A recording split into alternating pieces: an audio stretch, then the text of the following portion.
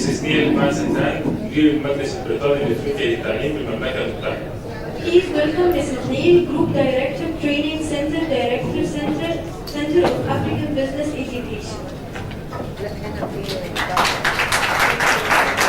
نيل من المركز الافريقي البريطاني للتعليم، هي متخصصه في مراحل الطفوله المبكره، بقالها حوالي 30 سنه بتشتغل في المجال دوت. فنيل هتعرض علينا تجربتها وخصوصا بعض الابحاث اللي انا يعني بجدها ممتعه جدا في هذا المجال، ونشوف الابحاث بتقول لنا ايه اخر الابحاث العالميه عن التعليم والتعلم في مرحله الطفوله المبكره. اوكي. Good afternoon, ladies and gentlemen. It's a pleasure to be here. I've come from just outside London. It's Colchester, and I'm from the director of the Center for African Business Education. We focus on business education across the globe. So we have courses that we deliver in Egypt, in Nigeria, in Kenya, South Africa, Singapore, and also back in the UK. And although we teach business in all sectors, it's surprising that we have had a lot of requests for business education and other educational programs from the early years sector. And because my specialty is in early years, I have been teaching a lot of those courses across the world.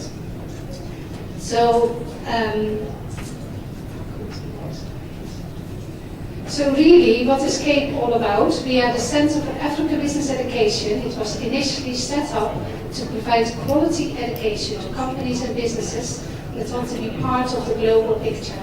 So we are very much focused on the global picture of schools connecting globally. So we do exchange programs of schools in different countries with schools in England, and they build up relationships and mentorships and exchange programs.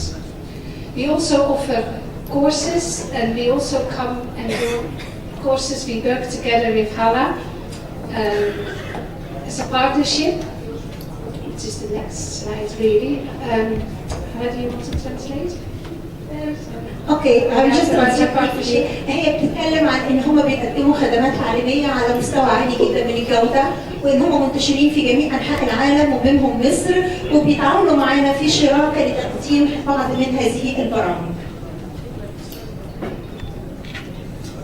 So why are we here all today?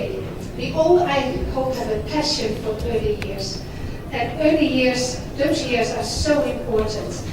And if you look why they are important, as a society, we are preparing children to live as good citizens and build up Egypt. So that's one of the reasons as a society why we are all here and why we need to focus on early years.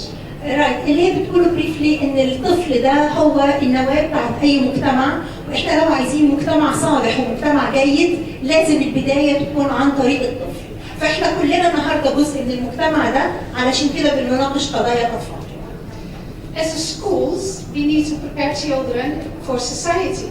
So we need to make sure that they are confident, that they are resilient, and that they are ready for the world. عشان نخلق الطفل اللي عنده المثابرة، عنده الاهتمام بالمجتمع والهوية والانتماء لهذا المجتمع. As a family, we also need to focus on early years because we want to prepare our children for the best education possible. And that starts in early years because that is the foundation of education. لأن الطفل ده جزء من الأسرة والأسرة جزء من المجتمع. الدياجرام طبعا بيوضح لحضراتكم إن جوه الهارت هو الطفل لهذا المجتمع. And then finally we focus on the person because happy children learn best, as we've just heard. So we need to make sure that in early years children are happy and that they play and learn as a happy child. لو حضراتكم لاحظتوا دكتور شيونا ونيل استخدموا كلمة هابي كتير قوي. الطفل السعيد، الطفل المرتاح، الطفل المبسوط. مش ممكن نتكلم عن تعليم أطفالنا في المراحل المبكرة إلا لو دول فعلا أطفال سعداء، ودي مش سهل إن إحنا نعملها. وده اللي قائم عليه دلوقتي التعليم في بريطانيا، إن هم to create a happy child. عشان يقدر الطفل ده يتعلم ويتقدم وينمو. So ideally next I want to focus on 3 topics. I just briefly want to see what has led us to this point today, what is the history of early years. Then I quickly want to look at the recent research findings of the last 10 years, and then what is the way forward. And not only for us as teachers, but for policymakers, for the leaders in the schools, for the teachers, and for the parents. Because those 4 groups, if they work together, they will get the most positive outcome. If those people communicate and work together to make it happen for early years. اللي نيل قالته الحقيقه مهم جدا جدا.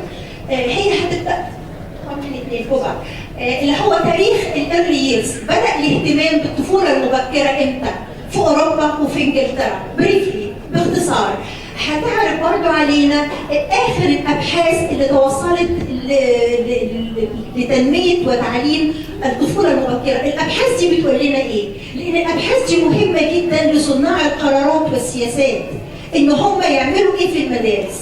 هتبدا برضه في الاخر هتيجي بنوع من التوصيات بالنسبه لصناع القرار، بالنسبه للقيادات اللي في المدارس والحضانات، بالنسبه للمعلمين ومساعد المعلم في مراحل الطفوله المبكره، واخيرا للاباء. فهي بناء على اللي هتقوله هتقدم لنا توصيات في 4 محاور او 4 areas.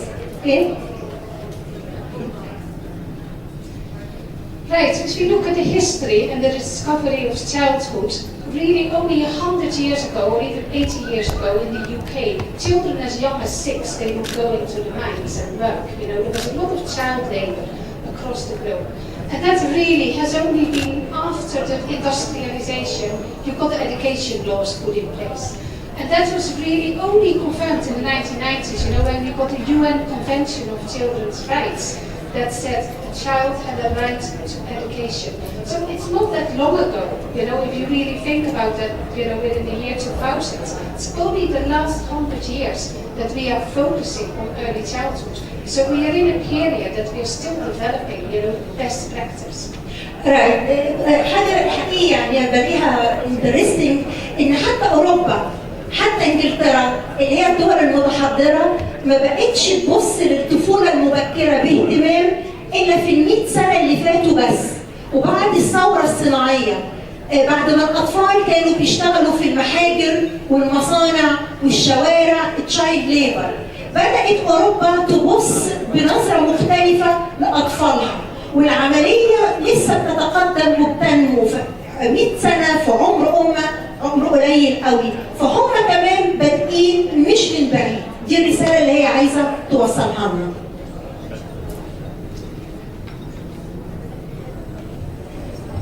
And then the childhood theories came about in the last kind of 50 years. It started with Freud. I suppose a lot of people have heard of Sigmund Freud. He really focused on the early year experience, you know, and how that influenced people in later life. And then we got Bowlby after the Second World War, all about the attachment theory, how important it was for young children to form attachments. And then finally, well, you got Vygotsky and Piaget that really talk about the importance of interaction in early years and the social environment. So you can see all this is from the last 50 years and have informed us how we need to go about with early years. 50 سنة بس في انجلترا بدأت تظهر نظريات عن أهمية التفاعل ما بين المعلم والطفل، والتفاعل ما بين الأطفال نفسهم في الفصل. سيجات نظريات زي فيغوسكي مثلا، واحد اسمه فيغوسكي ركز على التفاعل وأهميته في الفصل لنمو الأطفال. والتفاعل زي ما الدكتورة شيونا قالت لنا ما بيحصلش إلا من خلال اللعب، البلاينج، اللانجوج، الكوميونيكيشن. التواصل مع الطفل ده مهم جدا لتنمية العقلية والفكرية والذهنية والنفسية للطفل.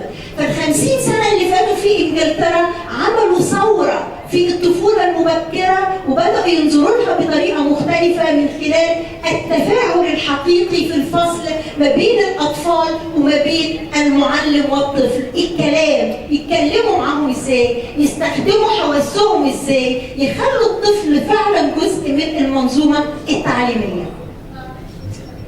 And then in the last 10-15 years, a lot of new research has come to the surface, and we heard it this morning. There was a gap between the new research that's being found out and the implementation.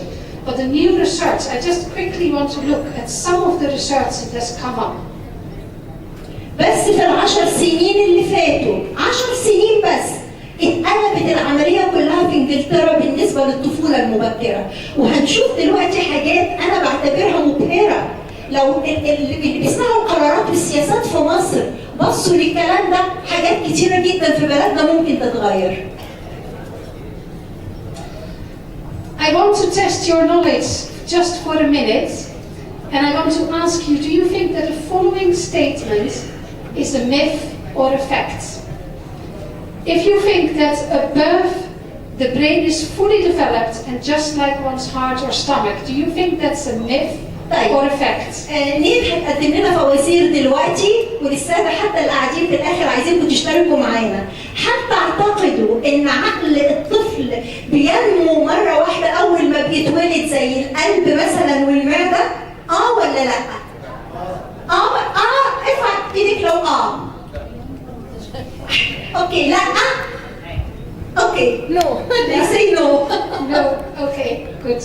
The fact is, most of the brain cells are formed before birth, but most of the connections between the cells are made during early childhood. The better quality experience and interactions, the better the connections are formed. So, if in early years, if those connections, the interactions are positive, you get better connections, and later on, it's proven that in teenage years and university students, they do better if they have more connections. دي بقى حاجة رائعة، يعني أنا امبارح ببص على الباوربوينت ده ما كنتش مصدقة نفسي قد إيه جميلة النقطة دي، ويا ريت السادة وزراء التربية والتعليم العالي يقروا النقطة دي لأنها ممكن تغير كتير جدا في بلدنا. الأبحاث بتقول لنا إن الأطفال بيتولدوا وعندهم خلايا في دماغهم طبيعي في العقل، لكن العلاقة والكونكشن، التواصل ما بين الخلايا دي بيحصل في من عمر سنة بعد الولادة لغاية مثلا عمر 4 سنين اللي هي الأرلي ييرز، التواصل ما بين الخلايا دي. ولقوا إن التواصل ما بين الخلايا دي في العمر الصغير ده كل ما بيتواصل الخلايا دي وبترتبط ببعضها أكتر، كل ما الطفل في المستقبل بينجح أكتر في الجامعة. يعني إحنا ما نقدرش نتكلم على بحث علمي ولا تعليم عالي ولا طلاب جامعة ناجحين، لأن لو ما كانتش في الطفولة المبكرة الخلايا دي اتجمعت مع بعضها وتواصلت مع بعضها، مش هنوصل للطالب اللي إحنا عايزين نشوفه في الجامعة. شيء رائع وشيء فاسينيتنج ان احنا نبدا نبص للهاير اديوكيشن بطريقه مختلفه تماما. التعليم بيبدا من عمر 0، من الطفل بيتولد واستخدام ايديه والتواصل معاه ازاي علشان الخلايا دي ترتبط ببعضها. بالمرحله الجنينيه حتى ما هي بتقول لك الخلايا موجوده، لكن التواصل ما بين الخلايا بيحصل بعمليه التفاعل ما بين اولياء الامور والطفل، وما بين الاطفال مع بعضهم، وما بين المعلم والطفل.